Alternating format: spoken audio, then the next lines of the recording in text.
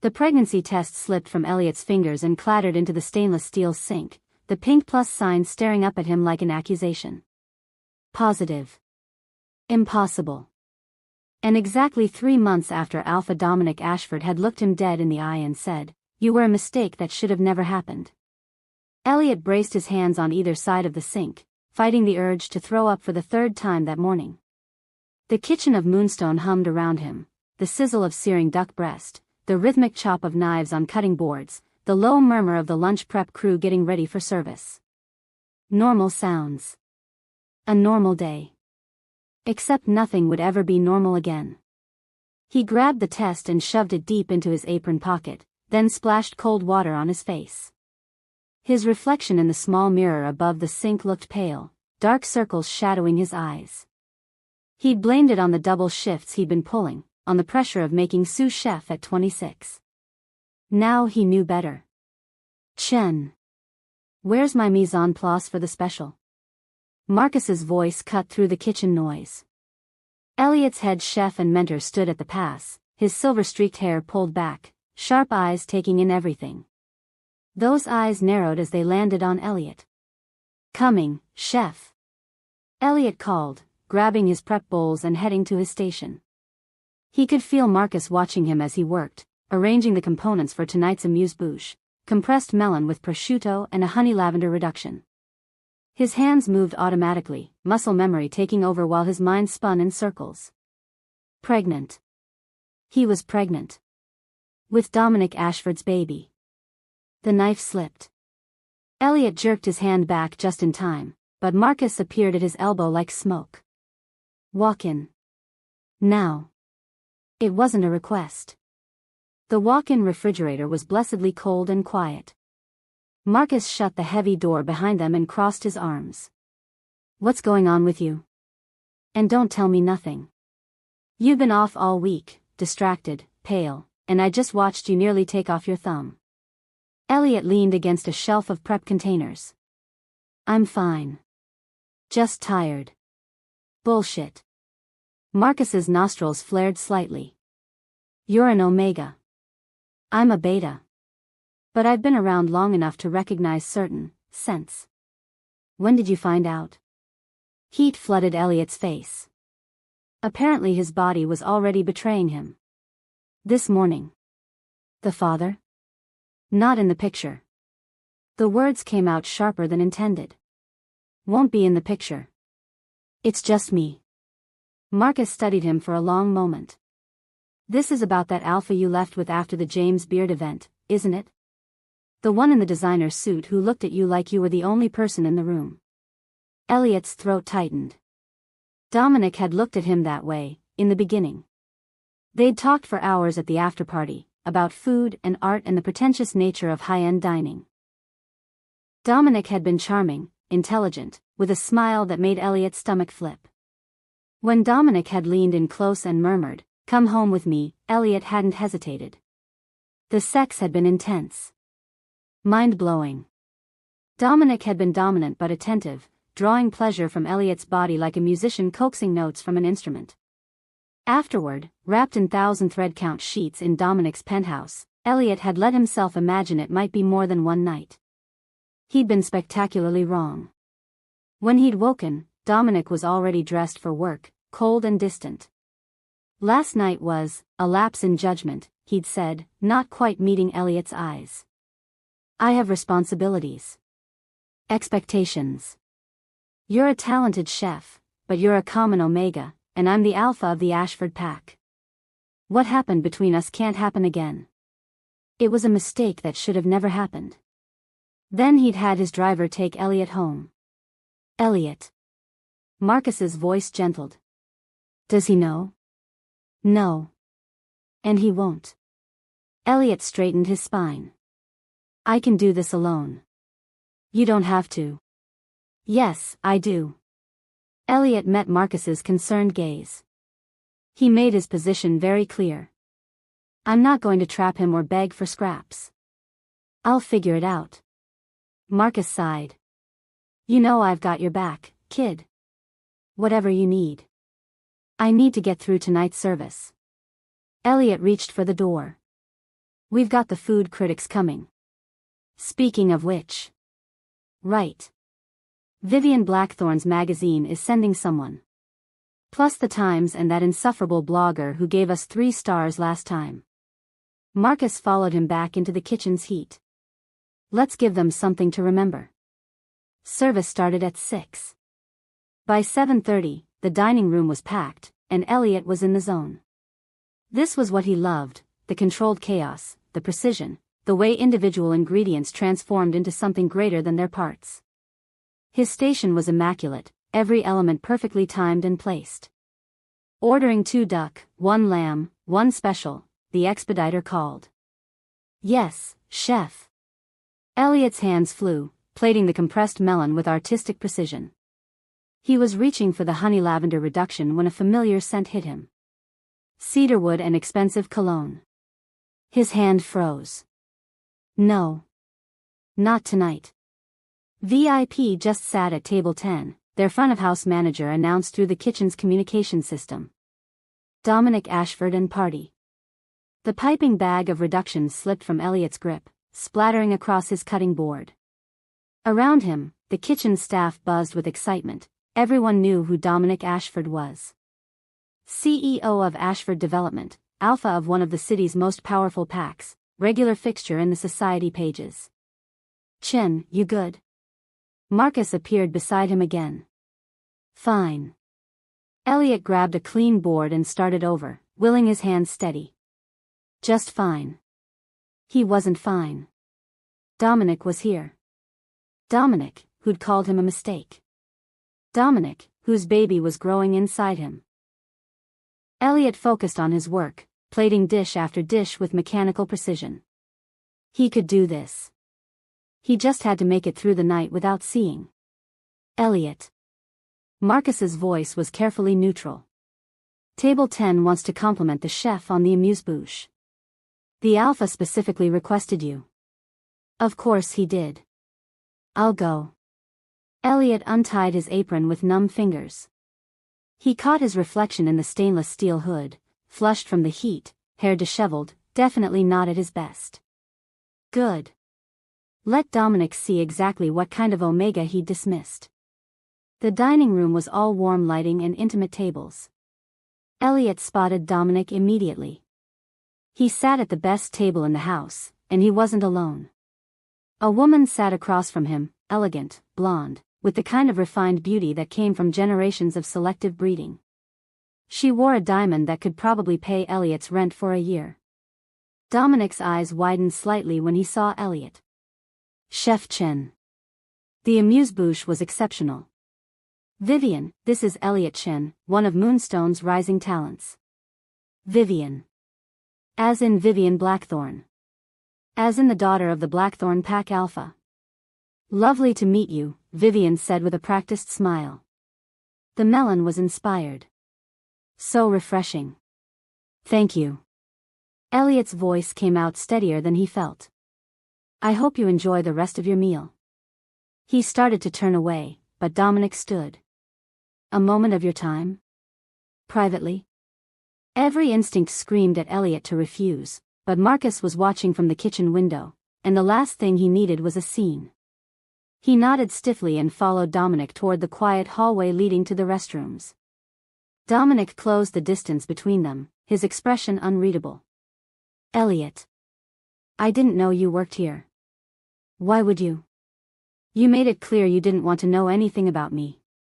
A muscle ticked in Dominic's jaw. That came out wrong. The situation was complicated. The situation was pretty simple. Elliot kept his voice level. You wanted a one-night stand with a common omega. You got it. End of story. It wasn't like that. Dominic reached for him, then dropped his hand. I thought about you. After. But my life, my responsibilities. Your responsibilities are waiting at table 10. Elliot gestured toward the dining room. She's beautiful, by the way. Congratulations. Dominic's expression shuddered. The engagement will be announced next week. It's a political mating, uniting the Ashford and Blackthorne packs. It's been arranged for years. How nice for you. Elliot's hand instinctively moved toward his stomach, then stopped. I should get back to the kitchen. Elliot, wait. Dominic's voice dropped lower. What we had, it was real. But I can't. You can't what? Acknowledge it? Own it? Elliot laughed bitterly. Don't worry. I'm not asking you to. Enjoy your dinner, Alpha Ashford. Enjoy your perfect political marriage. Enjoy your perfect life. He walked away before Dominic could respond, pushing through the kitchen doors with his heart hammering against his ribs. The pregnancy test felt heavy in his pocket, a secret that would change everything. But as he returned to his station and picked up his knife, Elliot made a decision. Dominic had made his choice 3 months ago. He'd chosen his pack, his position, his perfect fiancé. He'd called Elliot a mistake. Well, this baby wasn't a mistake. This baby was his. And he'd be damned if he'd let Dominic Ashford make him feel like less than he was ever again. Chef, we need 2 more specials, the expediter called. Yes, chef. Elliot's hands moved with renewed purpose, plating food with the same care and precision he'd give to his child. He didn't need Dominic. He didn't need anyone. He was going to do this alone. Wanting to see what would happen next, subscribe to this channel to get to listen to more of our upcoming exciting stories. Click on the subscribe button now. Thank you. Chapter 2. The coffee cup shattered against the floor before Elliot could catch it, ceramic shards scattering across the cafe's worn hardwood. He stood frozen, phone pressed to his ear, Marcus's words echoing in his head. Say that again, Elliot managed. Ashford Development. Marcus's voice was tight with concern. They're buying up half the coastal properties in Crescent Bay. The building your cafe is in, it's on their acquisition list. I'm sorry, kid. I thought you should hear it from me first. Through the cafe's front window, Elliot could see Luna playing in the small courtyard garden, her dark curls bouncing as she chased a butterfly. She was supposed to be gently catching it. Instead, she lunged with toddler enthusiasm and accidentally ripped the garden fence post clean out of the ground. Mama. Luna called proudly, holding up the post like a trophy. I got it. A 3-year-old shouldn't be able to do that. But Luna wasn't a normal 3-year-old. Elliot? You still there? Yeah. Elliot crouched to pick up the ceramic pieces, his hands shaking. When? Paperwork's already in motion. You've got maybe 2 months before the sale goes through. Your landlord's not fighting it, they're offering well above market value. Of course they were. Dominic Ashford didn't do anything by halves.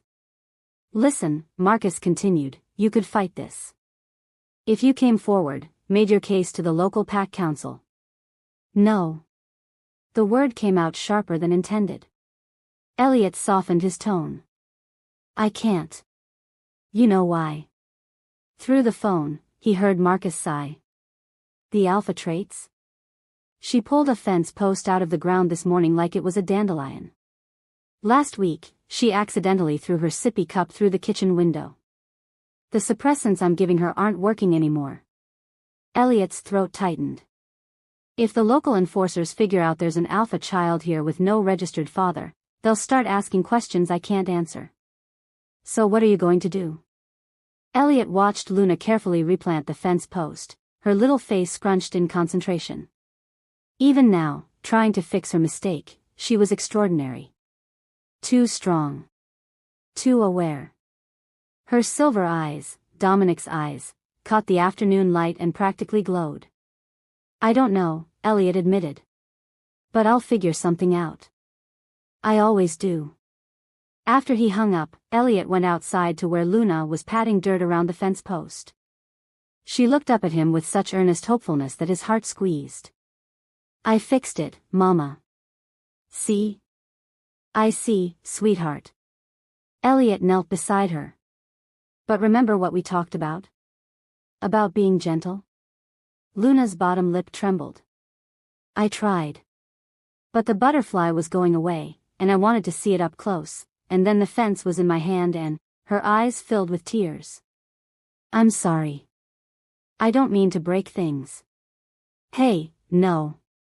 Elliot pulled her into his arms, breathing in the scent of her strawberry shampoo mixed with something wilder. Pine and storm clouds, the scent of alpha power that grew stronger every day. You're not in trouble. You're just learning. We're both learning. Luna buried her face in his neck. The other kids at playgroup say I'm weird. They say I smell wrong. Elliot's jaw tightened. He'd been dosing her food with scent suppressants for months, masking her alpha markers with artificial omega pheromones. It should have worked. The fact that other children could still sense something different meant her power was growing faster than he could hide it.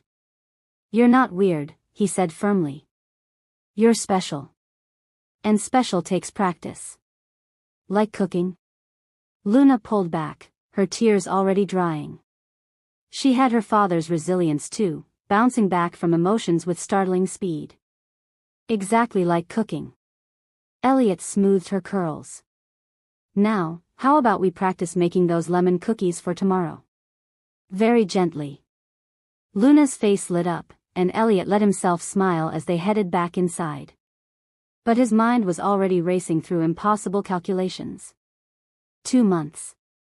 He had 2 months to figure out how to keep his cafe, keep Luna hidden, and avoid Dominic Ashford. The universe, it seemed, had a cruel sense of humor. The next morning started badly and got worse. Elliot was prepping for the breakfast rush when he heard the crash from the storage room. He found Luna standing amid scattered flour bags, one 5-pound sack hoisted above her head like it weighed nothing. I was helping, she said in a small voice. Luna, sweetheart, that bag weighs more than you do. No, it doesn't. She set it down carefully. It's light. That was the problem. To her, it was light. Elliot was still cleaning up when the bell over the cafe door chimed.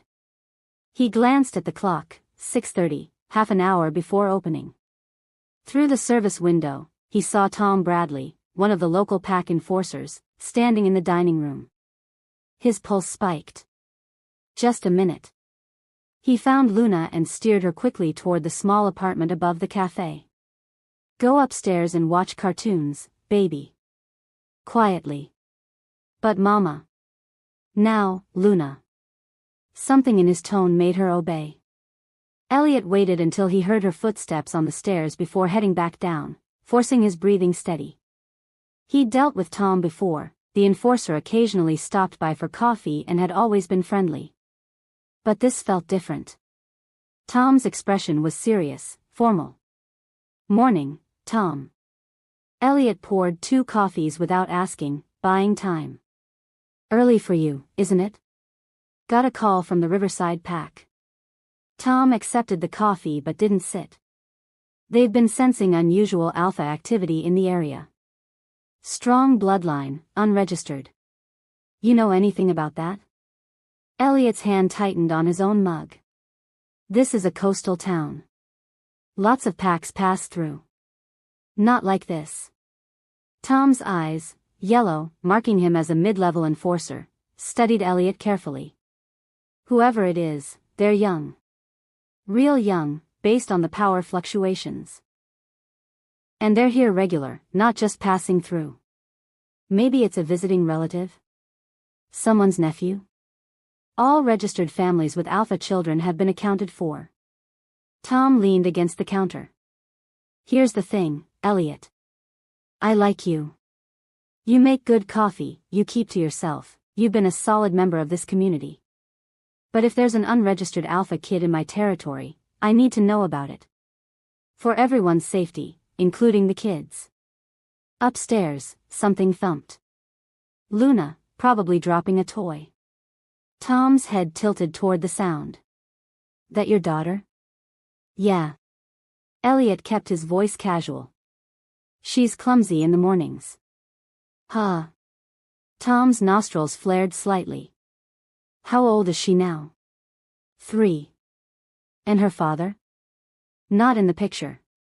The lie came easily after 3 years of practice. It's just us. Tom nodded slowly, but his expression remained troubled. Look, I don't want to cause problems. But if you hear anything, see anything, let me know, yeah? The local alpha is getting nervous. Unknown power showing up makes everyone edgy. Of course. Elliot managed a smile. I'll keep my ears open. After Tom left, Elliot locked the door and leaned against it, his heart hammering. They were noticing. Despite all the suppressants, all the precautions, Luna's power was becoming impossible to hide. He had 2 months before Dominic's corporation took the building. But he might not even have that long before someone figured out what Luna was. What she represented. Who her father was. The corporate inspection was scheduled for Thursday. Elliot spent the intervening days in a state of controlled panic, researching lawyers, looking at properties in other towns, and doubling Luna's suppressant doses despite knowing it was barely helping. Wednesday night, Luna woke screaming. Elliot bolted from his bed and found her sitting up, her silver eyes wide and glowing faintly in the darkness, a sign of distress in young alphas. Mama, the man with the silver eyes. Shoo, baby, it was just a dream. Elliot gathered her close, but she pushed against his chest with alarming strength. No. He's real. He's coming here. Luna's small hands gripped his shirt. I can feel him. He feels like me, but bigger. Stronger. He smells like winter. Ice slid down Elliot's spine. Luna, what are you talking about? The man from my dreams. Her voice dropped to a whisper. He's been in my dreams for weeks, Mama. He has eyes like mine. He stands in a big office and looks sad. And he's coming here. Tomorrow. Impossible. Luna was 3 years old. She couldn't. Except she could. Alpha bloodlines, particularly strong ones, could sense family across distances. Elliot had read about it in the old texts but dismissed it as legend. Apparently, he'd been wrong. Listen to me. Elliot framed her face with his hands. Tomorrow, you stay upstairs no matter what. You don't come down, you don't look out the window, you stay quiet and hidden. Can you do that for me? Luna's lip trembled. Is the silver-eyed man bad? No. The word caught in Elliot's throat. No, sweetheart. He's not bad. He's just complicated. And right now, it's better if he doesn't know about us. Why? How did you explain to a 3-year-old that her father had called her other parent a mistake? That he was engaged to someone else, someone appropriate? That revealing her existence would destroy the careful life Elliot had built? Because sometimes grown-ups make things messy, Elliot said finally. And I'm trying to keep things simple. For us. Okay? Luna nodded against his chest, but Elliot could feel her confusion, her fear. He held her until she fell back asleep, then lay awake the rest of the night, planning. By morning, he had a strategy. He'd dose himself with the strongest suppressants he had, the kind that completely masked Omega's scent and replaced it with something neutral, almost beta. He'd keep Luna upstairs with noise-canceling headphones and cartoons. He'd deal with whatever corporate drone Dominic sent to inspect the property, negotiate for more time, and pray he never had to see Dominic himself. The bell chimed at exactly 10 a.m. Elliot looked up from wiping down tables and felt the world tilt. Dominic Ashford stood in his cafe doorway, dressed in a charcoal suit that probably cost more than Elliot's monthly revenue. He looked older, faint lines around his eyes, a harder set to his jaw, but still heartbreakingly handsome. Still the man who'd made Elliot feel like he mattered, then made him feel like nothing. Good morning. Dominic's voice was professionally pleasant. I'm here to, he paused, his brow furrowing. I apologize, have we met before? You seem familiar. The suppressants. They were working. Dominic didn't recognize his scent. I don't think so. Elliot kept his voice steady. I'm Elliot Chin. I run this cafe. You're here about the building sale? Yes. Dominic stepped inside, his gaze sweeping the space with obvious approval. This is charming. How long have you been here? 3 years. Elliot stayed behind the counter, maintaining distance. I've built a good business. Regular customers, community involvement. This buyout is going to destroy that. I understand your concern. Dominic pulled out a tablet. But Ashford Development is planning a full revitalization of this district. New construction, upgraded infrastructure. Displacing the people who actually live here. Dominic's eyes, those silver eyes that Luna had inherited, met his. That's not the intention. We're offering fair market value plus relocation assistance. I don't want to relocate. I want to stay here. Then we can discuss incorporating your business into the new development. There will be retail spaces available. At triple my current rent, I'm sure. A flicker of frustration crossed Dominic's face. You're being deliberately difficult. I'm being realistic. Elliot gripped the counter's edge. You're here to steamroll over me and everyone else in your way. That's what people like you do. People like me? Dominic's tone cooled. You don't know me. Don't I? The words slipped out before Elliot could stop them. I know your type. Rich. Powerful. Used to getting everything you want. People are just obstacles or opportunities. Something flickered in Dominic's expression, surprise, maybe recognition. But before he could respond, a sound came from upstairs. A crash, followed by Luna's voice, Mama. The bookshelf fell. Elliot's blood turned to ice. Dominic's head snapped toward the ceiling, his nostrils flaring. You have a child? Dominic's voice was strange, strained. Yes. She's fine, just clumsy. Elliot moved toward the stairs. If you'll excuse me. But Dominic was already moving, his alpha instincts clearly triggered by the sound of distress. He reached the apartment door before Elliot could stop him. Luna stood in the living room, surrounded by books. The heavy oak bookshelf lay on its side, she must have climbed it and pulled it down. But she wasn't crying or hurt. She was staring at Dominic with wide, silver eyes. You, Luna breathed. You're the man from my dreams. Dominic stumbled backward like he'd been hit. His gaze swung between Luna and Elliot watched the exact moment the pieces clicked together. The silver eyes. The dark curls. The scent of alpha power rolling off a 3-year-old child. No, Dominic whispered. That's not, you can't be. Mama, is this him? Luna's voice was small, uncertain. Is this my father? The silence stretched like shattered glass. Elliot wanted to run, to grab Luna and disappear. But Dominic was blocking the doorway, and his expression was shifting from shock to something harder, more dangerous. Elliot, Dominic said quietly, and his voice shook with barely contained fury.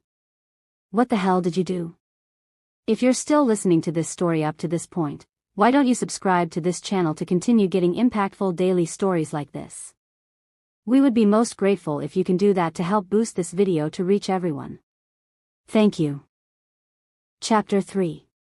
Dominic sat in his penthouse office at 2 in the morning, staring at a photograph on his laptop screen. Elliot Chin, holding a small dark-haired child outside a coastal cafe, both of them laughing at something beyond the frame. The image was 3 months old, pulled from the cafe's social media page. The child had his eyes. He'd known it the moment he saw her. That silver that marked the Ashford bloodline, rare enough that it appeared maybe once every 3 generations. And her scent, beneath the suppressants that Elliot had clearly been using, there was something achingly familiar. Something that called to his alpha instincts in a way nothing else ever had. You're being paranoid, Vivian's voice cut through his thoughts. She stood in his office doorway, immaculate even at this hour in a silk dressing gown. Come to bed. I'm working. You've been working for 3 days. She moved closer, her perfume cloying. Ever since you came back from that coastal inspection. What happened there? Nothing. The lie tasted bitter. Just complications with a tenant. Vivian's perfectly shaped eyebrows rose. Must be quite a complication to have you this distracted. The wedding is in 6 months, Dominic. Mother is asking about the final guest list. The wedding. The thought of it made Dominic's skin crawl. 3 years ago, this engagement had made sense, a political alliance between two powerful packs, strengthening both their positions. Vivian was beautiful, accomplished, from an impeccable bloodline. She was also cold as ice, and their bond had never formed. In 3 years of courtship, Dominic had felt nothing but obligation. No pull, no connection, none of the instinctive recognition that should exist between mates. He'd told himself it didn't matter, that duty was enough. Then he'd walked into that cafe and felt more in 5 minutes than he had in 3 years with Vivian. Dominic. Vivian's hand touched his shoulder, and he flinched. Her eyes narrowed. What aren't you telling me? I said it's nothing. Then prove it. Come to bed. It was a test. It was always a test with Vivian, pushing, prodding, looking for weaknesses. Dominic stood, closing his laptop. I'll sleep in the guest room. I have calls to make early. Of course you do. Her smile was sharp. You know, for an alpha, you're remarkably easy to read. Whatever happened on that coast, it's eating at you. I'd be worried if I thought you were actually capable of caring about anything beyond your corporation. She left in a whisper of silk, and Dominic sagged back into his chair. She wasn't wrong. He had become cold, focused solely on duty and business. It was safer that way. Caring led to mistakes. Like the mistake he'd made 3 years ago with an Omega chef who'd looked at him like he was someone worth knowing. Dominic opened his laptop again and pulled up the contact information from Marcus Steele, Elliot's former mentor at Moonstone. Then he deleted it. Too obvious, too connected. Instead, he opened a secure message to Vincent Cross, a private investigator who specialized in supernatural cases. Need comprehensive background on Elliot Chin.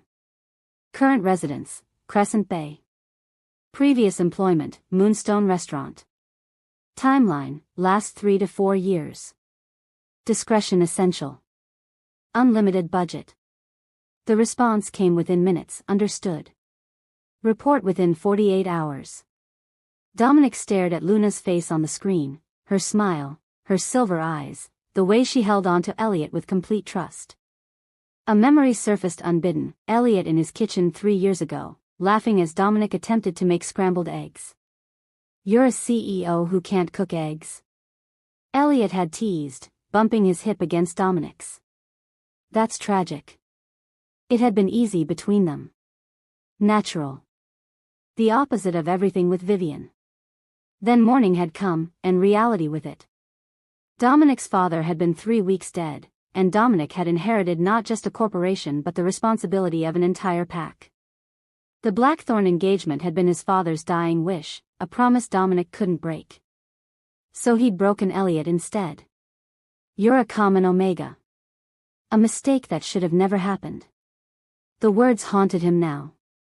What if Elliot had been pregnant when Dominic said them? What if that child, Luna, was his daughter, and he'd driven them both away? Dominic's phone buzzed. Marcus Steele. The chef had been calling all day, and Dominic had been ignoring him. This time, he answered. You need to leave Elliot alone. Marcus's voice was tight with anger. Whatever you think you're doing. I'm investigating a property acquisition. Bullshit. I know what happened 3 years ago, Dominic. I know what you said to him. And I know he left town pregnant shortly after. The confirmation hit like a physical blow. He told you? He didn't have to. I've known Elliot since he was 20. I watched him build himself up from nothing, and I watched you tear him down in one morning. Marcus's breath hissed through the phone. If you go after him now, if you try to take that child. I'm not trying to take anyone. Dominic's grip on the phone tightened. I just need to know the truth. The truth is that you made your choice. You chose your pack, your engagement, your perfect political marriage. Elliot chose to protect his daughter from a father who called him a mistake. Seems pretty clear to me. If she's mine. Then what? You'll what, exactly? Marcus laughed bitterly. You're engaged to Vivian Blackthorne. That contract is ironclad, pack sworn. You can't break it without massive political fallout. So what can you possibly offer Elliot and Luna except more pain? The line went dead. Dominic sat in the darkness, Marcus's words echoing. The old chef was right. Even if Luna was his daughter, and every instinct screamed that she was, what could he do about it? His engagement was legally binding, witnessed by both pack alphas. Breaking it would destroy alliances, create enemies, potentially fracture pack politics throughout the region. But that child had his eyes. His blood. His power. And Elliot had been raising her alone for 3 years. The thought made something in Dominic's chest crack open, letting in emotions he'd suppressed for years. Regret. Longing. A fierce, protective instinct that had no outlet. He pulled up the cafe's address and booked a flight for the morning. Vincent's preliminary report came through as Dominic's car pulled into Crescent Bay 36 hours later. The investigator was efficient, thorough, and discreet, exactly why Dominic paid him a small fortune. Subject, Elliot Chen, age 29. Relocated to Crescent Bay 3 years ago, 7 months pregnant. Daughter Luna Chen born August 15. No father listed on birth certificate. Subject works 60-hour weeks to support child alone. No romantic relationships since arrival. Medical records show high-risk pregnancy, emergency C-section. Nearly died during delivery. Dominic's hands shook as he read the next line. Financial records show subject sold personal belongings to afford prenatal care. Borrowed money from Marcus Steele for delivery costs. Still in debt. He'd nearly lost them both. While Dominic was planning his engagement party, Elliot had been fighting for his and Luna's lives. Alone. The report continued with details that made Dominic's jaw clench, Elliot working through morning sickness, hiding his pregnancy until it became obvious, the careful trail of suppressants and fake documents designed to hide Luna's alpha heritage. Note, subject has gone to extraordinary lengths to conceal child's bloodline. Local pack enforcers are becoming suspicious. Situation likely to escalate. Dominic was about to call Vincent for clarification when his phone buzzed with a message from Sienna Frost, the local alpha whose territory included Crescent Bay. He'd met her once at a regional meeting, sharp, fair, but uncompromising when it came to pack law. Mr. Ashford, understand you're in town for business. Pack Council meeting tonight at 7 p.m. regarding unregistered alpha minor. Your attendance as observer would be appreciated given your expertise in pack law. His blood turned cold. This was about Luna. It had to be. Dominic checked the time, 5:30 p.m. He had 90 minutes. He'd intended to confront Elliot first, demand answers, maybe apologize for the things he'd said 3 years ago. Now he drove straight to the Pack Council Hall, a converted community center on the edge of town. The meeting room was already filling with council members when Dominic arrived. Sienna Frost stood at the head of a long table, her red hair pulled back severely. She nodded at Dominic. Thank you for coming, Mr. Ashford. Given your corporation's investment in this region, your input may prove valuable. What's this about? Dominic took a seat in the observer section. An unregistered alpha child. Sienna's expression was grave. Powerful bloodline, concealed for 3 years. The situation came to light this afternoon when the child injured another at daycare. Dominic's heart stopped. Injured how? Broken arm. The other child, a beta, took a toy from her. She grabbed to take it back and snapped the bone like a twig. Sienna shook her head. The child is 3 years old and displaying alpha-level strength we don't see until puberty. Her father's identity is unknown, and her mother has been suppressing her nature with dangerous levels of medication. The doors opened. Elliot walked in, holding Luna's hand. The child wore a pink dress and looked terrified, pressing against Elliot's leg. Elliot himself looked like he hadn't slept in days, dark circles under his eyes, his scent heavy with fear. His gaze found Dominic and widened with shock and betrayal. "You," Elliot breathed. "You're behind this. You reported us." "I did no such thing." Dominic stood, his alpha presence filling the room. "I didn't even know about the meeting until an hour ago." "Mr. Chen." Sienna's voice cut through the tension. "Please be seated. We're here to discuss your daughter's situation, not cast blame." "Luna, sweetheart, can you come here?" Luna shook her head, burying her face in Elliot's side. "It's okay, baby." Elliot's voice cracked. "They just want to talk to you." "They smell scared," Luna whispered, but loud enough for everyone to hear. "They're scared of me." It was true. Every person in that room was broadcasting wariness, their sense sharp with anxiety. To them, Luna was an unknown variable, a potential threat. To Dominic, she was a terrified child who'd hurt someone by accident. "I'm not scared of you," Dominic said quietly. Luna's head turned, those silver eyes meeting his. "You're just learning your strength. That's not something to fear." "You have the same eyes as me," Luna said. "Why?" The room went silent. Sienna's gaze snapped to Dominic, then to Elliot, her expression calculating. "Mr. Chen," Sienna said slowly. "Is there something you'd like to share about Luna's parentage?" Elliot's jaw tightened. "No. It's a simple question. Who is her father?" "Not relevant to this meeting." "I disagree." Sienna gestured to Luna. "That child carries alpha markers from one of the strongest bloodlines I've ever encountered. Her power is years ahead of schedule, which suggests exceptional genetics. If her father is from a registered pack, he has rights and responsibilities. If he's rogue, we have different problems." "He's not rogue." The words burst from Elliot. "He's not, he's just not in our lives. By choice." "His choice." Every eye in the room turned to Dominic. Sienna's expression hardened. "Mr. Ashford. Do you have something to contribute to this discussion?" Dominic's mouth was dry. He could lie. Deny everything. Walk away like he had 3 years ago.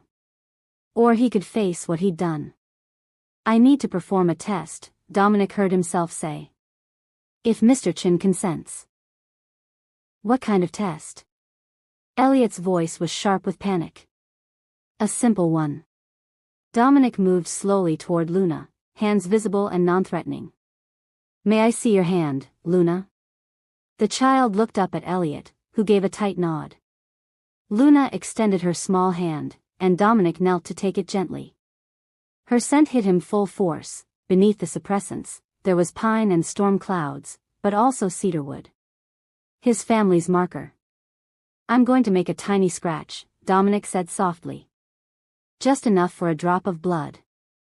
It might sting a little. Is that okay? Will it help, Mama?" The trust in her voice nearly broke him. "Yes. I think it will." Luna nodded. Dominic used a claw, carefully, precisely, to nick her thumb. A single drop of blood welled up, and the scent that rolled off it made every alpha in the room recoil. Power. Ancient, undiluted bloodline power. Ashford power. Dominic's alpha instincts roared to life, every cell in his body recognizing that blood as his own. The bond snapped into place with devastating force, the connection between alpha father and alpha child, unmistakable and absolute. "She's mine," Dominic whispered. Then louder, to the room, "Luna is my daughter." Elliot made a sound like he'd been punched. Sienna leaned back in her chair, her expression unreadable. "Well, that's certainly a development." "You can't prove that from a drop of blood," Elliot said desperately. "DNA tests take days." "I don't need a DNA test." Dominic couldn't look away from Luna, from this child he'd helped create and never known. The bond formed the moment I touched her blood. Every alpha in this room can feel it. She's mine, Elliot. Our daughter. The possessive "our" made Elliot flinch. Mr. Ashford, Sienna said carefully, are you claiming paternal rights to this child? Dominic's mind spun. Claiming Luna meant acknowledging her publicly. It meant breaking his engagement. It meant political chaos. It meant doing the right thing. Yes, Dominic said. I'm claiming her. She's an Ashford heir, and she's been without PAC protection for 3 years. That ends now. You don't get to decide that. Elliot's voice cracked. You called me a mistake. You walked away. You don't get to just claim her now because it's convenient. Convenient? Dominic's own anger flared. Do you have any idea what you've done? Raising an alpha child alone, without proper guidance, without PAC support? She could have hurt herself or someone else far worse. She needs training, resources, protection. She needs a father who actually wants her. Elliot shouted. Not someone who shows up 3 years later because his instincts kicked in. I didn't know she existed. Because you made it very clear you wanted nothing to do with me. Enough. Sienna's command cracked through the room like a whip. Both of you sit down. Now. Dominic and Elliot both obeyed, though they sat on opposite sides of the room. Luna had started crying, quiet tears that made Dominic's chest ache. Here's what's going to happen, Sienna said. Luna Chen Ashford is hereby registered as an alpha minor under joint custody of both parents. Mr. Chen, you will work with PAC educators to help Luna learn control. Mr. Ashford, you will provide financial support and whatever resources are necessary for her safety and development. She paused. And both of you will attend mediation to work out a custody arrangement that serves Luna's best interests, not your wounded pride. I don't want his money, Elliot said.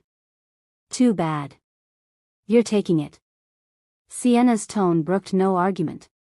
That child is Ashford blood. She deserves everything that comes with it. Dominic watched Elliot's face crumple, watched him pull Luna close and whisper something in her ear. The child nodded, wiping her tears. And Dominic realized with sickening clarity that he'd done exactly what Marcus had warned against. He'd brought more pain into their lives. But there was no going back now. Luna was his daughter, and the truth was out. Everything else, his engagement, his carefully controlled life, the walls he'd built around his heart, would have to crumble. The only question was what he'd build in their place. If you're still listening to this story up to this point, why don't you subscribe to this channel to continue getting impactful daily stories like this? We would be most grateful if you can do that to help boost this video to reach everyone. Thank you. Chapter 4. The coffee mug hit the wall 6 inches from Dominic's head, exploding in a spray of ceramic and dark liquid. He didn't flinch. Get out, Elliot said, his voice dangerously quiet.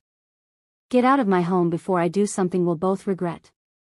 They were in Elliot's small apartment above the cafe, Luna safely at Marcus's house 2 hours away. The PAC council meeting had ended an hour ago, and Dominic had followed Elliot home despite being told, repeatedly, to leave. We need to talk about Luna, Dominic said. No. You need to leave. There's a difference. Elliot's hands shook as he grabbed another mug. I have nothing to say to you. You hid my daughter from me for 3 years. I protected her from you. The second mug flew. Dominic caught it this time, setting it carefully on the counter. You think I wanted this? You think I enjoyed raising a child alone, working 60-hour weeks, watching her break things and hurt herself because I didn't know how to teach her control? I did what I had to do because you made it clear I was nothing. I didn't know you were pregnant. That's not the point. Elliot's voice cracked. The point is that you called me a mistake, Dominic. You looked at me the morning after the best night of my life and told me I was beneath you. A common omega. Something that should have never happened. So forgive me if I didn't think you'd want to know about the consequences. The words hit like physical blows. Dominic remembered saying them, remembered the cold calculation that had driven him to hurt Elliot before Elliot could expect anything from him. He'd been drowning in grief and duty, and Elliot had represented everything he couldn't have. I was trying to protect you, Dominic said quietly. Protect me? Elliot laughed, bitter and broken. From what? From me. From my life. Dominic gestured helplessly. I just inherited a corporation, a PAC, and a fiancé all in the same week. My father died, and suddenly I had responsibilities I never asked for. You were everything I wanted and couldn't have. So I pushed you away. And that's supposed to make it better? Elliot's eyes were bright with unshed tears. You broke my heart because it was convenient? Because I didn't fit into your perfect plan? There was nothing convenient about it. Dominic's own anger flared. Do you think I wanted to feel nothing for 3 years? To go through the motions with a woman I can't even stand? I did what I thought was right, what my pack needed. Your pack. Elliot's laugh was hollow. Always your pack. Never mind the Omega you threw away. Never mind the child you helped create. As long as the great Dominic Ashford does his duty. That's not fair. Fair? Elliot moved closer, his sense sharp with rage and pain. You want to talk about fair? I almost died giving birth to Luna. Emergency C-section because she was too strong, too big, tearing me apart from the inside. I coded on the table, Dominic. My heart stopped. And when I woke up and they put her in my arms, you know what I thought? Dominic couldn't speak, couldn't breathe. I thought, she has her father's eyes, and he'll never see them. He'll never know how perfect she is.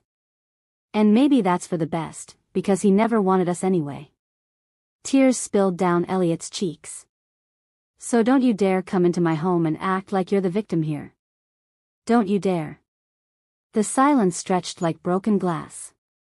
Dominic wanted to touch Elliot, to pull him close and apologize for every cruel word, every moment of pain.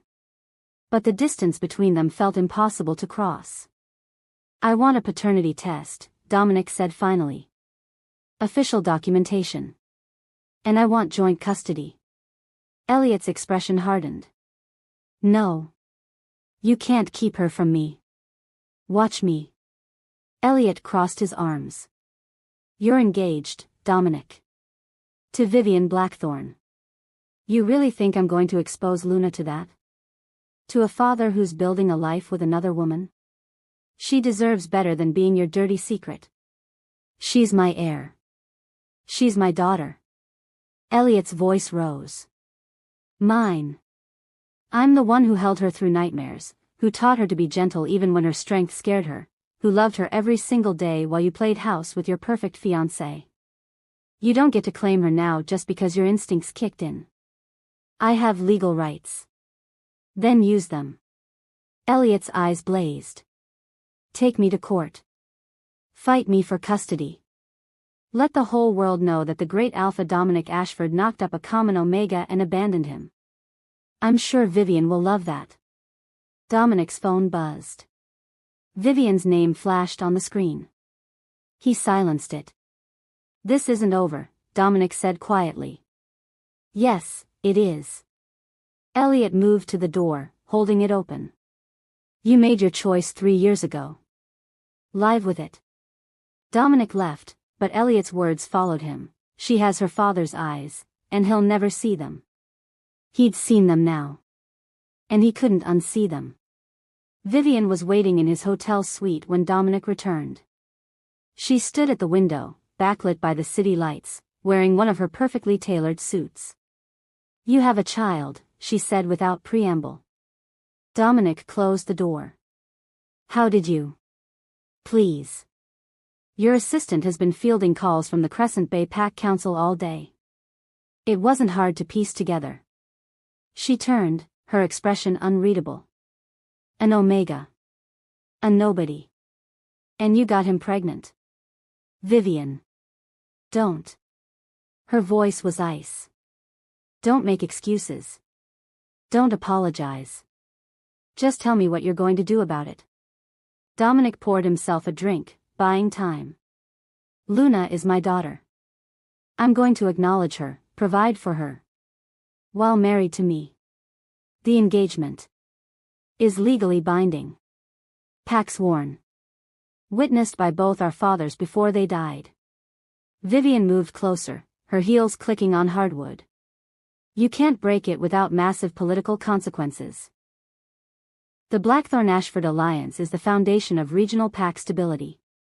If you walk away, both our pacts suffer. I know that. Then what's the problem? Keep the Omega as a mistress. Raise the brat on the side. People do it all the time. The casual cruelty of it made Dominic's stomach turn. Elliot isn't, Luna isn't. Isn't what? Important enough to blow up your life over? Vivian laughed. Please. You barely know them. This is biology talking, Dominic. Alpha instincts recognizing offspring. It'll fade. It won't. Then make it. Her hand touched his chest, over his heart. We have a wedding in 6 months. A merger to finalize. A political landscape that depends on our union. One Omega and his child don't get to destroy that. Dominic caught her wrist. What if I want them to? Vivian's eyes narrowed. Excuse me? What if I want to break the engagement? Walk away from all of this? The words came easier than expected. What if I choose them? Then you're a fool. She pulled away. And you'll regret it. The Blackthorn pack won't take this lying down. We'll fight you in pack court, tie up your assets, make your life hell. And for what? An Omega who hates you and a child you don't even know? She's my daughter. She's a complication. Vivian's mask slipped, showing the calculation beneath. One that I'm willing to tolerate if you're smart about it. But if you think I'm going to step aside and let some Omega take my place. He's not some Omega. Dominic's voice dropped to alpha command. His name is Elliot. And you'll speak of him with respect. Vivian stared at him, then laughed. Oh my God.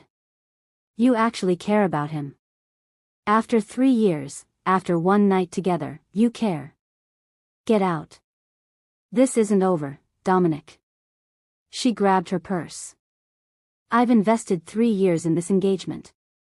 My mother has planned a wedding that will unite 2 of the most powerful packs on the eastern seaboard. I'm not letting it fall apart because you had a crisis of conscience. She left in a cloud of expensive perfume. Dominic sank onto the couch, head in his hands. His phone buzzed again. This time it was Vincent, his investigator. Urgent. Anonymous report filed with High Council regarding Luna Ashford. Subject, potential rogue alpha, unregistered and untrained. Council deploying investigators within 48 hours. Dominic's blood ran cold. The High Council didn't just investigate, they took custody of problem alphas, especially children. They'd remove Luna from Elliot's care, place her in a training facility, and evaluate her for years before deciding if she could be released. He called Vincent. Who filed the report? Untraceable. But the language matches legal briefs I've seen from Blackthorn Pack lawyers. It's Vivian. Has to be. Of course it was. Vivian had just threatened him, and 20 minutes later, Luna was reported to the High Council. It was efficient, ruthless, and exactly her style. Can we stop the investigation? Not once it's filed. But you could declare Luna as your heir before they arrive. Acknowledged pack heirs have protections, the council can't just take them without cause. Do it. Whatever paperwork needs to be filed, do it now. Dominic. Vincent's voice was careful. This means breaking your engagement. Publicly. Vivian won't let this slide. I know. Dominic was already moving, grabbing his jacket. File the papers. I'm going to get my daughter. Elliot's phone rang at midnight. He almost didn't answer, but the caller ID showed Sienna Frost. Alpha Frost? Mr. Chen, the High Council is sending investigators to evaluate Luna. Someone reported her as a rogue alpha, potentially dangerous and in need of council custody. The room spun. They can't, she's 3 years old. They can and they will unless she has pack protection. Registered, acknowledged protection from her alpha parent. Sienna paused. Dominic Ashford has filed papers claiming Luna as his heir. He's on his way to you now. I don't want his protection. This isn't about what you want. Sienna's voice was firm. If those investigators take Luna, you might not see her again for years. Council facilities aren't prisons, but they're not homes either. Let Dominic do this. For her sake. The line went dead. Elliot stared at his phone, then at Luna sleeping peacefully in her bed, curls spread across her pillow. She looked so small, so innocent. The thought of her being taken away, locked in some facility. A knock at the door. Elliot knew who it was before he opened it. Dominic stood in the hallway, still in his suit, his expression urgent. They're coming for her. The High Council. Vivian reported her. I know. Sienna called. I filed papers claiming her as my heir. It gives her protected status, but I need, Dominic ran a hand through his hair. I need you to let me do this. Please. Elliot wanted to refuse. Wanted to tell Dominic to go to hell and handle this himself. But Luna's safety came first. What do you need? Formal acknowledgement. In front of pack witnesses. Tomorrow, before the investigators arrive. Dominic met his eyes. And I need to break my engagement to Vivian. Publicly. Luna can't be claimed as heir while I'm engaged to someone else, pack law won't allow it. You do that? Destroy your political alliance for a child you just met? She's my daughter. Dominic's voice was steady. And yes, I'd do that. I should have done it 3 years ago when I realized what you meant to me. Elliot's breath caught. Don't say things like that. Why not? It's true. Dominic stepped closer. I was a coward, Elliot. I chose duty over happiness, politics over love. I hurt you, and I can't undo that. But I can choose differently now. I can choose Luna. Choose you. If you'll let me. It's too late. Is it? Dominic's hand reached out, not quite touching. Because when I saw her today, when the bonds snapped into place, I felt something I haven't felt in 3 years. Complete. And when I look at you, I feel. Stop. Elliot backed away. You don't get to do this. You don't get to show up after 3 years and act like we can just, like it's that simple. I know it's not simple. I know I have to earn your trust, your forgiveness. I'm willing to do that. However long it takes. A cry from Luna's room cut through the tension. Both of them moved instinctively toward her, but Elliot got there first. Luna sat up in bed, her silver eyes wide with fear. Mama, I had a bad dream. The mean lady was trying to take me away. You're safe, baby. Elliot gathered her close. No one's taking you anywhere. The man with my eyes is here. Luna looked past Elliot to where Dominic stood in the doorway. Are you really my daddy? Dominic's expression crumpled. Yes. If you'll have me. Luna considered this with 3-year-old seriousness. Will you protect us from the mean lady? Yes. I promise. Okay. Luna reached out her arms, and after a glance at Elliot, Dominic moved to take her. She settled against his chest like she'd always belonged there. You smell like winter. I like winter. Your mother smells like spring, Dominic said softly. Like new beginnings. Luna yawned. Mama says beginnings are hard but important. Your mother is very wise.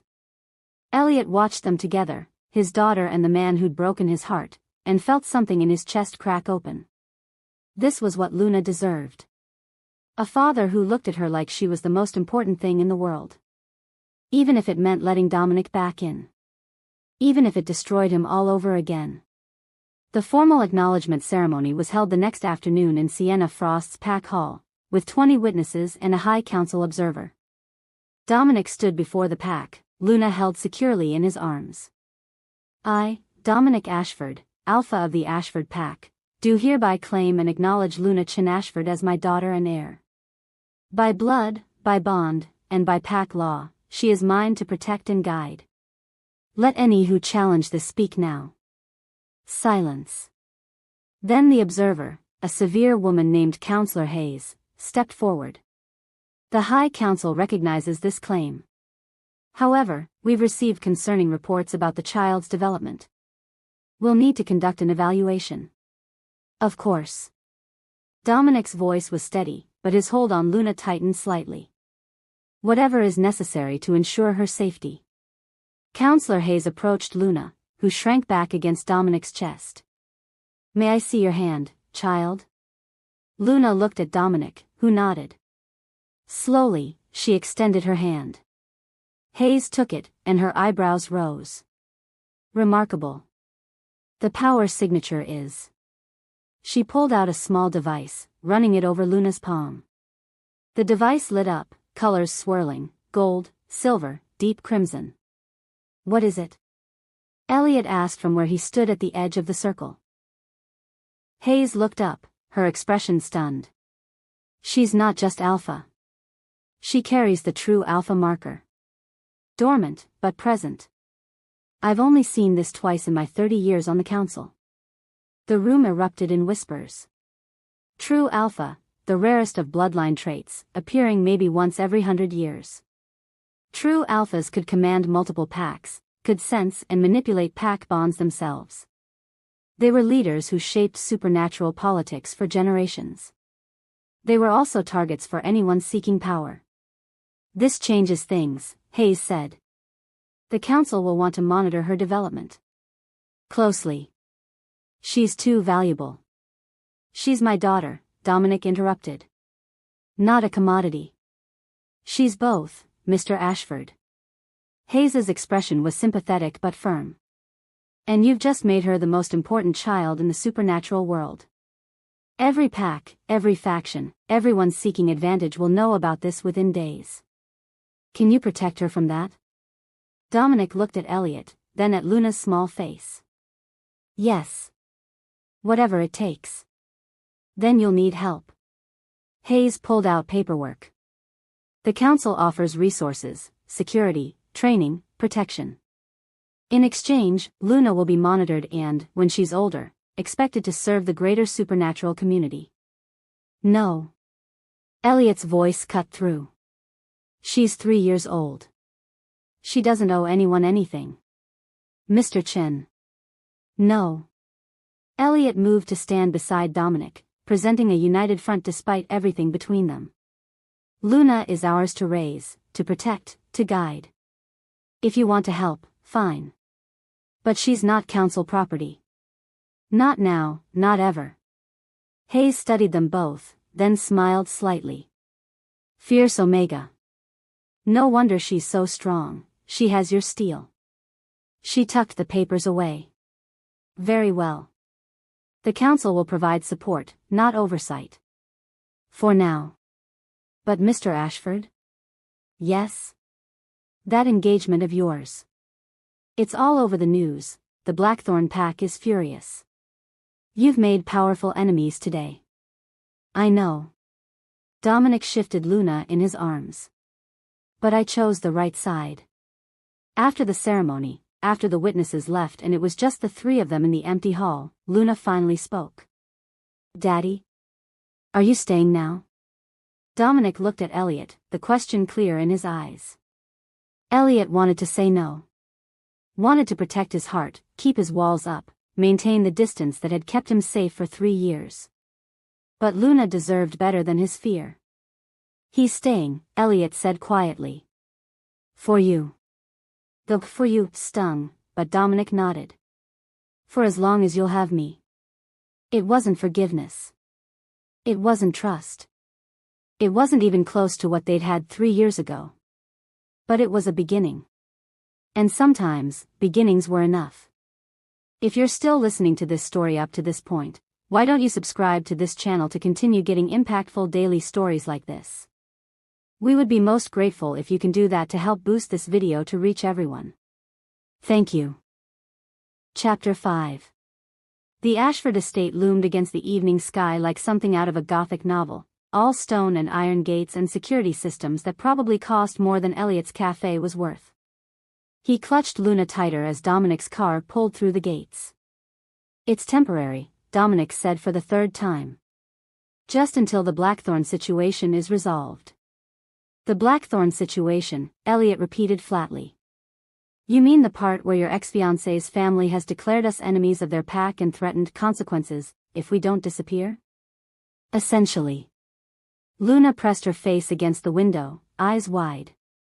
Daddy, your house is bigger than the whole cafe.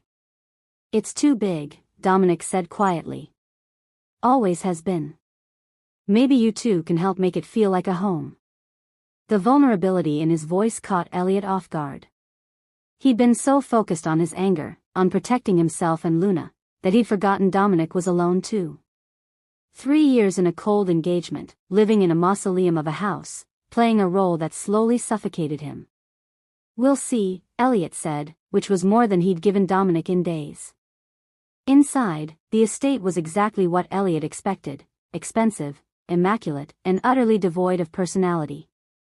The great room had vaulted ceilings and furniture that looked like it had never been sat on. Luna's footsteps echoed on marble floors. The East Wing has been prepared for you, Dominic said, leading them down a hallway lined with portraits of stern-looking Ashford ancestors. 3 bedrooms, private bath, sitting room. Luna's room has already been furnished. I had my assistant order everything the parenting book suggested. Parenting books? Elliot couldn't help the small smile. 7 of them. Dominic's ears reddened slightly. I'm learning. Luna's room was a revelation. Where the rest of the house was cold and formal, this space was warm and lived in. Bookshelves lined one wall, filled with picture books and chapter books she'd grow into. A play kitchen sat in one corner, a nice one, with realistic features. The bed was piled with stuffed animals, and the walls were painted a soft lavender. You did all this in 2 days? Elliot asked. I had help. Marcus sent a list of Luna's favorite things. Dominic crouched down to Luna's level. Do you like it, sweetheart? Luna was already at the play kitchen, examining the tiny pots and pans. It's perfect. Daddy, look, it has a real sink. Battery-powered water pump, Dominic explained. So you can practice cooking like your mama. Something in Elliot's chest tightened. Dominic had done this, had thought about what Luna loved, what would make her feel safe and happy. This wasn't performative. This was a man trying to give his daughter everything he'd missed. Thank you, Elliot said quietly. Dominic stood, and they were suddenly very close in the doorway. Close enough that Elliot could smell him. Cedarwood and something spicy, familiar in a way that made his Omega instincts hum with recognition. I'll show you your room, Dominic said, his voice rougher than before. Elliot's room was adjacent to Luna's, connected by a shared bathroom. It was smaller than he expected, more intimate. A large bed dominated the space, covered in soft linens. French doors opened onto a private balcony overlooking gardens that glowed in the twilight. If you need anything, Dominic started. Where's your room? The question escaped before Elliot could stop it. Other end of the hall. I didn't want to presume. Dominic trailed off, his silver eyes searching Elliot's face. We need to talk about something. The pack doctor called earlier. She wanted to discuss some concerns about your medical history. What concerns? She reviewed your file from Luna's birth. The complications you had, they were partly because you were bonding sick. Dominic's jaw tightened. When an Omega conceives with their potential mate and that bond is rejected, It can cause severe complications during pregnancy. You nearly died because of what I did, because I pushed you away when your body was trying to bond with mine. Elliot sat on the edge of the bed, his legs suddenly weak. I knew the pregnancy was hard. I didn't know why. There's more. Dominic moved to the window, his shoulders tense. Partial bonds don't just disappear. They stay dormant, incomplete. The doctor thinks ours is still there, waiting. She warned that proximity, living together, co-parenting, could trigger it to complete. And that would be bad because bond completion requires acceptance from both parties. If one of us fights it. Dominic turned, and his expression was haunted. It causes pain. Physical pain. And if it's forced, if it completes without true acceptance, it can be damaged. Twisted. Some couples never recover. So what do we do? Stay aware. Keep our distance when possible. And if it starts to complete, we have to both choose, accept it fully or reject it fully. Halfway will destroy us both. Elliot wanted to laugh at the irony.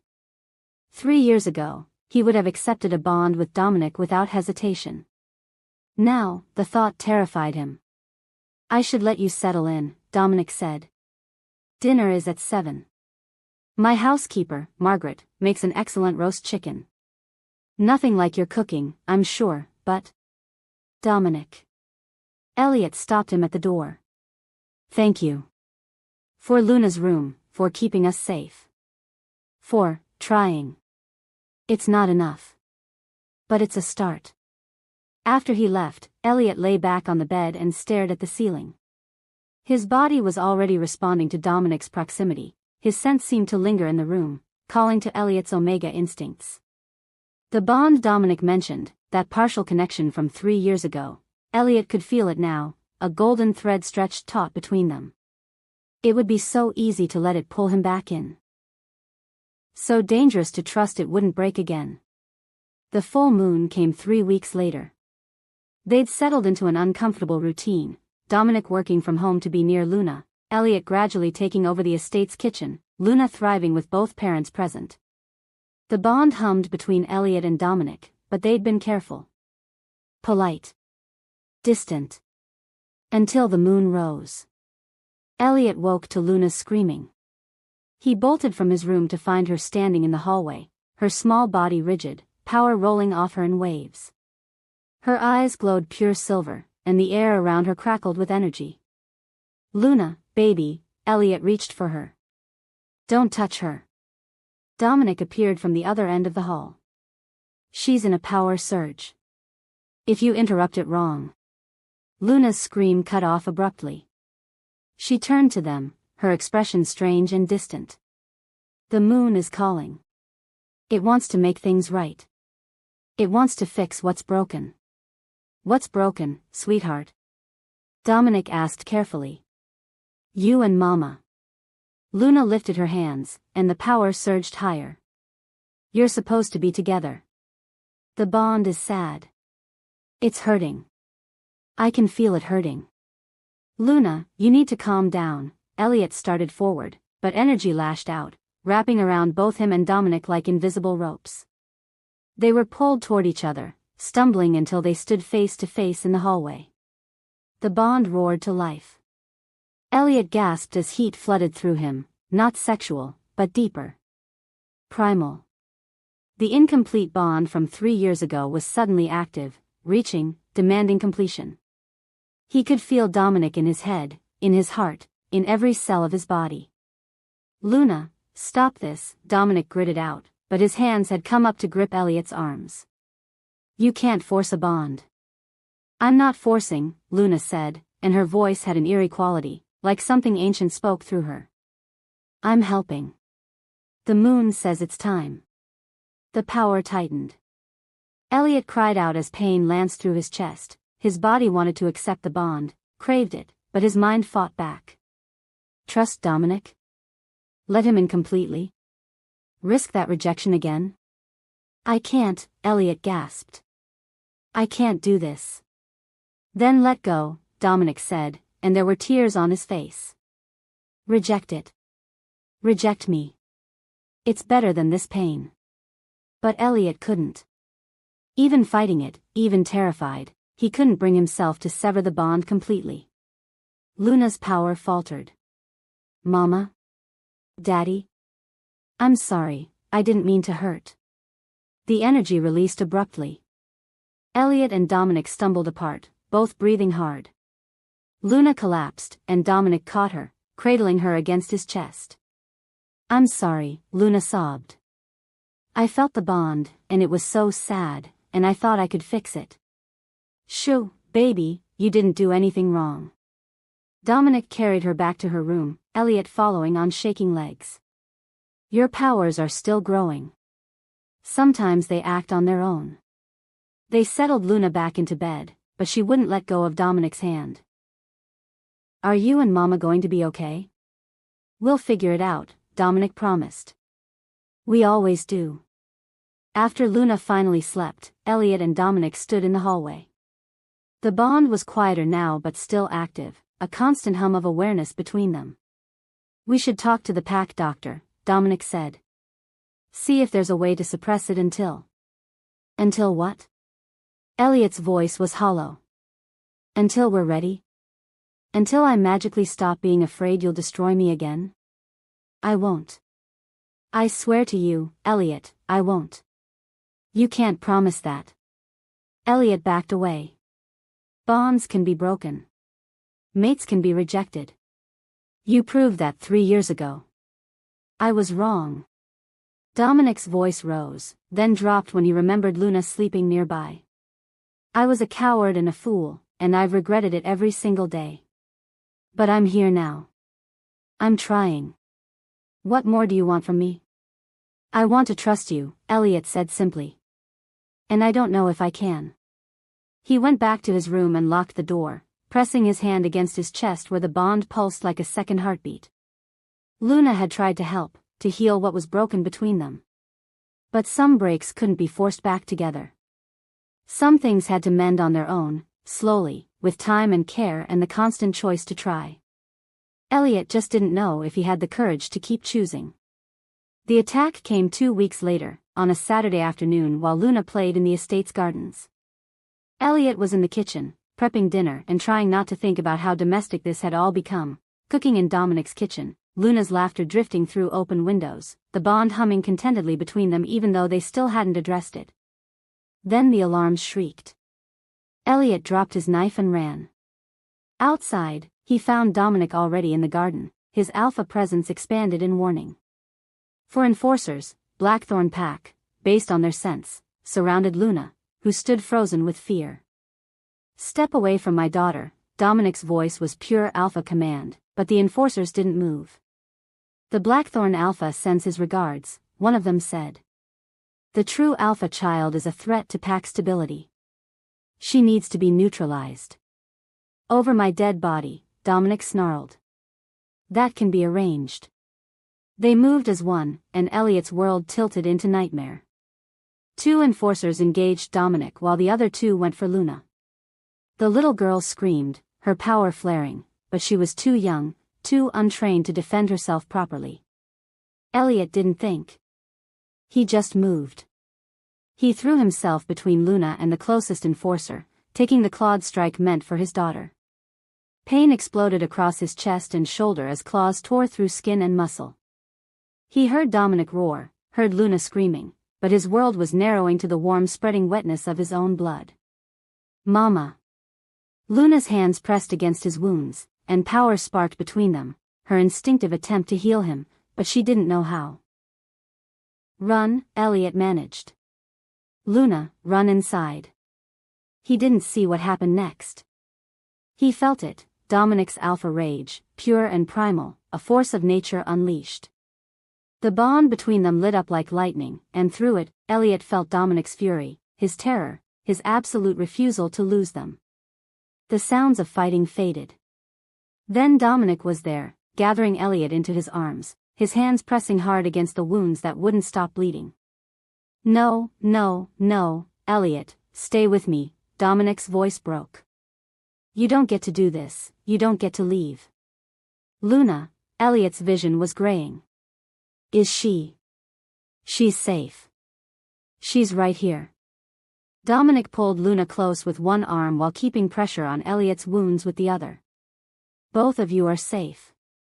Both of you are mine, and I won't lose you. The bond flared, desperate and demanding. Elliot could feel Dominic's alpha instinct screaming at him to complete it, to use the bond to anchor Elliot to life. But completing a bond required the mating bite, required vulnerability and acceptance and trust. Required everything Elliot was afraid to give. I can save you, Dominic whispered urgently. The bond, if I complete it, if I bite you, it'll give you strength to heal. But I need your permission. I need you to accept it, accept me, accept us. Elliot's hand found Dominic's face, smearing blood across his jaw. Through the bond, he could feel everything: Dominic's love, his regret, his absolute certainty that he would never, could never, let Elliot go again. 3 years ago, Dominic had called him a mistake. Now, dying in Dominic's arms, Elliot felt only the truth of the bond between them, messy and complicated and real. Do it, Elliot breathed. Dominic's eyes flashed pure alpha silver. He shifted Elliot in his arms, exposing the scent gland at the junction of his neck and shoulder. Luna watched with wide eyes, her small hands still pressed against Elliot's wounds, her power trying to help. I love you, Dominic said against Elliot's skin. I loved you 3 years ago, and I was too afraid to claim it. I love you now, and I'll love you for every year we have left. You're mine, Elliot Chin. My mate, my omega, my everything. And I'm yours. Completely. Forever. The bite was sharp and perfect, and the bond slammed into place with the force of a hurricane. Elliot screamed as power flooded through him, not just Dominic's alpha strength, but the bond itself, golden and unbreakable, weaving their souls together. He felt everything: Dominic's fear and love and fierce protectiveness, the 3 years of loneliness and regret, the absolute certainty that this was right, that they were meant for this. The wounds began to close, faster than natural healing. Luna's power mixed with the bond's magic, and Elliot felt her too, his daughter, his miracle, her true alpha potential bright and clean. When it was done, when the bond settled into place and Elliot could breathe again, he found himself cradled in Dominic's lap in the middle of the garden. Luna was pressed against them both, crying and laughing at the same time. You're okay, she kept saying. Mama, you're okay, and Daddy fixed it, and now you're together like you're supposed to be. Yeah, baby. Elliot's voice was hoarse. We're together.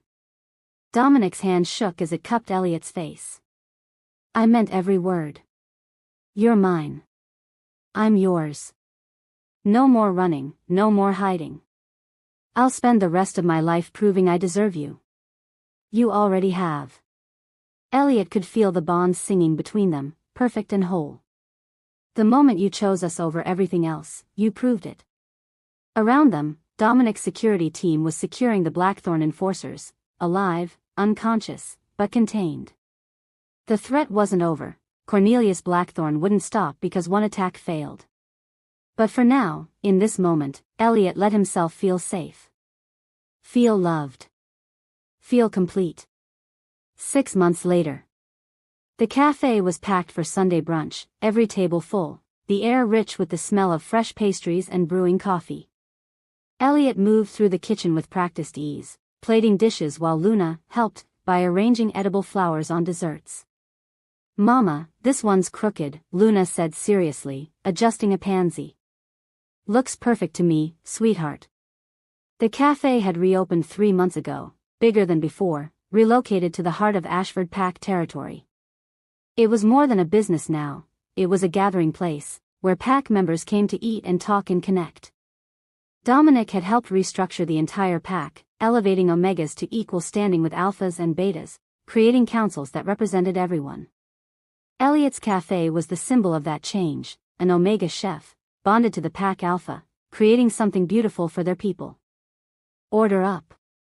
Marcus called from the line.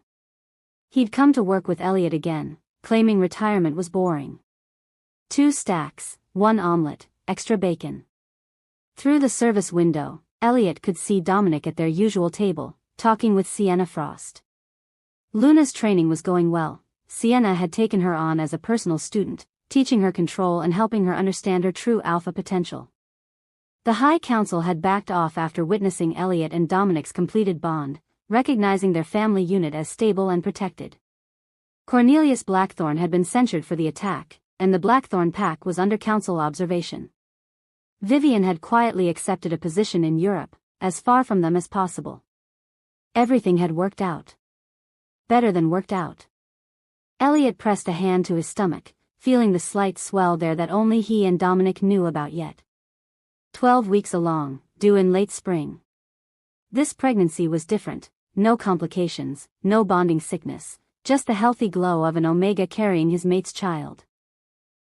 Dominic must have sensed his attention. He looked up, and their eyes met across the crowded cafe. The bond hummed between them, content and solid. Dominic's smile was private, intimate, full of promises for later. "Mama, Daddy's making that face again," Luna stage whispered. "The one where he looks at you all mushy." "That's because your mama is beautiful," Dominic said, appearing in the kitchen doorway despite Margaret's protests that the kitchen was for staff only. He pulled Elliot close, one hand settling possessively over his stomach. "How are you feeling?" "Good. Tired, but good. You should be resting." "I'm cooking brunch, not running a marathon." Elliot leaned into him anyway, stealing this moment. "We're fine. Both of us." "Both?" Luna looked between them, her eyes widening. "Mama, am I getting a baby sibling?" Elliot laughed at her excitement. "In about 6 months, yes." Luna shrieked and threw herself at them both, wrapping her arms around their legs. "This is the best day ever. I'm going to be the best big sister. I'll teach them everything." "Maybe not everything," Dominic said dryly. "We'd like this one to not rip fence posts out of the ground." "I'll teach them gentle everything," Luna amended. That evening, after the cafe closed and Luna was asleep, Dominic and Elliot lay tangled in their bed, in their home, in the life they'd built together. "Tell me again," Elliot whispered against Dominic's chest. "Tell you what?" "That this is real. That you won't wake up and decide I'm not enough." Dominic pulled back enough to meet his eyes. "You're everything, Elliot. You and Luna and this little one," his hands spread over Elliot's stomach. "You're my whole world. And I promise, every single day, I'll choose you. Choose us. Choose this life we're building." He leaned down to press his lips against Elliot's belly, whispering promises to the child growing there. "I'll be better for you than I was at first. I'll be present, involved, devoted. I'll never make you doubt you're wanted, you're loved, you're mine. I'll teach you everything I learned from your big sister about being gentle with your strength and fierce with your love. And I'll make sure you always know, your mama is the strongest person I've ever known, and you're so lucky to be his." Elliot's eyes burned with tears. Through their bond, he felt Dominic's absolute conviction, his unwavering love. "I love you," Elliot said. "Even when I was angry, even when I was scared, I never stopped loving you." "I know." Dominic's smile was soft, full of wonder. "I can feel it now. Through the bond. Your love, your trust, your faith that will make this work. It's the greatest gift I've ever received." "Second greatest," Elliot corrected. Luna was the first. "You're right." Dominic kissed him, deep and slow. "And this little one will be the third. But you're the gift that made all the others possible." Outside, the moon rose over their home, over the life they'd built from mistakes and second chances. And inside, wrapped in each other, Elliot and Dominic proved that some bonds were worth fighting for. Worth breaking for. Worth rebuilding, stronger than before. Worth everything. Thank you for watching this video. Subscribe, like and share this video to continue listening to this type of story daily and also, to appreciate this community too. I would like to hear your wonderful opinion about this story. Please comment below.